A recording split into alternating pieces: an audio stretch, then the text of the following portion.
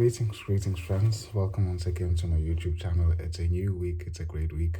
Speaking, it is Luma Mr. Akumal. I hope you're having a great day, having a great time. As you can see on my background, that I'm not at home. I'm away with work, but I decided let me do even a short video so that you could have something to think on this week. Yeah, forgive me also for my voice and how I sound. It's hectic, but yeah. I'll be looking at today habits and why habits are so difficult to break. Let us be honest. We easily say people should develop progressive habits, and which is true. People should develop progressive habits. But most often times, habits are not that easy to break because habits have what we call a very strong pull. Habits have a very strong pull because in our minds, habits develop or they create this heavy pattern that we eventually get to rely on, or we eventually get familiar to our mind. And as we all know that to build progressive habits or to build any habits, it takes you up to 21 days of doing something consistently.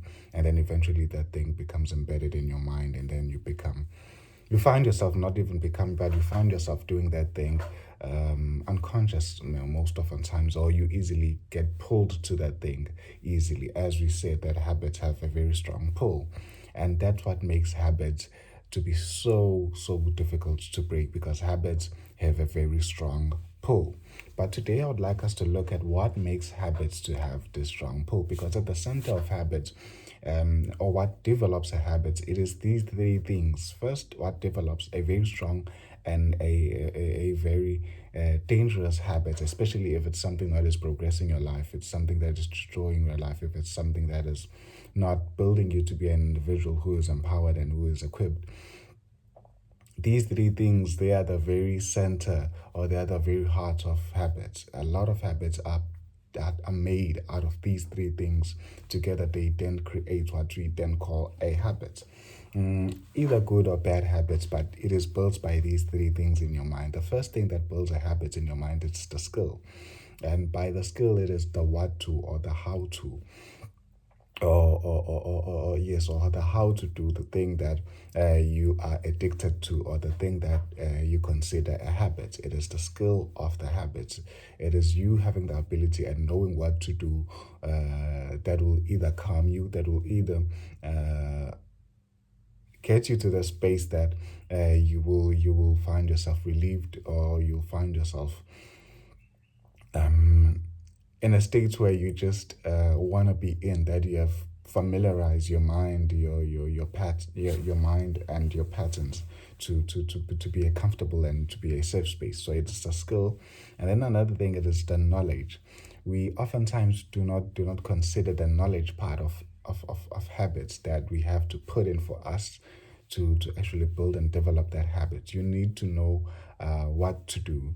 You need to know how to do it, and you need to know why do you do it. The knowledge part of the habit, it is the why do you do it. And then the last part, it is the desire.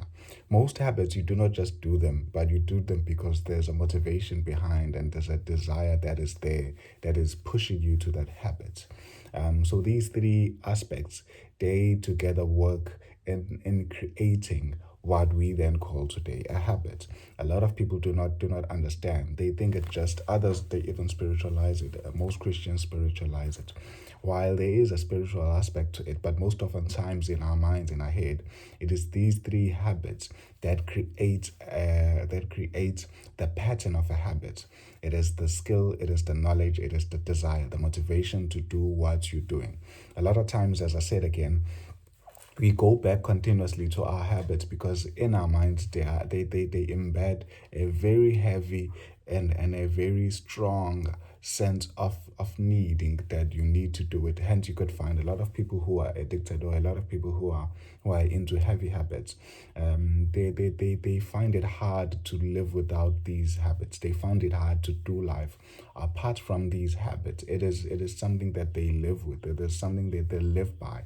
They need to do it because or what is embedded in their mind, in their subconsciousness, it is the skill to do it. It is the knowledge to why they should do it, and it is the desire that pulls them strongly to it. You'll find others shaking, you'll find others losing focus, you'll find others not concentrating, you'll find others doing a lot of different things that indicate or that shows that they need to do whatever that they do that is of a habit to them. So in other words, for us to build progressive habits, you do not just have to wake up and say, we're building progressive habits. It's not like that. For us to build progressive habits, we need to be aware of these three things. That you need to develop a new skill. Hence, in one of the videos that I created, where I was talking on the importance personal development things one needs to do for the year 2026. In one of the things or one of the tips that one needs to embrace and to take for them to win in the year 2026, it is to develop a new skill, and not just any skill that will bore you, a skill that you might not even use often, but a skill that will be interesting to you, a skill that will be of high value to you, and consistently do that skill and consistently equip yourself in that skill until that skill is embedded in your mind, and until that skill is part of your life, is part of who you are, is part of your daily life. In that way, you'll be then developing new habits. Let me say this, apart from learning new things, let me tell you this, apart from learning new things, if you are a person who's not willing to learn new things, who's not willing to challenge yourself, who's not willing to push yourself to the limit, 2026 will be as of 2024, 2025, and 2023, and even 2020, even 2019. It will be similar to every other year, because you're forsaking one aspect of your life that will drastically change how you do things and how you view life, and that is equipping yourself, empowering yourself. Remember that in this channel we said we are doing three things only. We are here to inspire you, to equip you, and to empower you.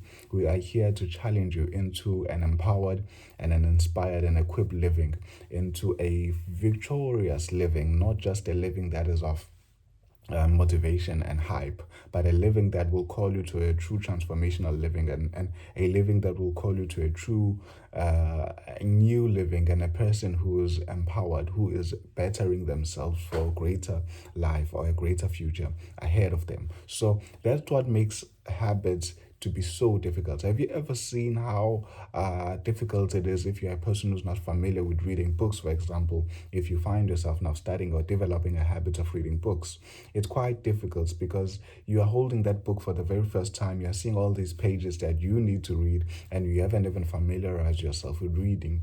And hence, it is important that whatever skill that you're beginning, whatever habit that you're beginning, you begin it with grace, you begin it gradually, you are consistent with it. Each and every day you try to do something that builds towards that progressive or developing habit, rather than just focusing yourself on things that are keeping you in stagnation, that are keeping you where you are, and are keeping you complaining, that are keeping you criticizing and doing all these things. By the way, this is what I've learned so far in the year 2026 that is going to help me to be developed and to be a greater person towards the end of the year.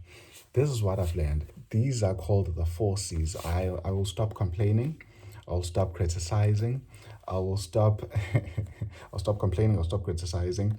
I will stop competing, and I will stop. This is very important for me. I'll stop complaining, I'll stop criticizing, and I'll stop criticizing, and I will stop being hard on myself.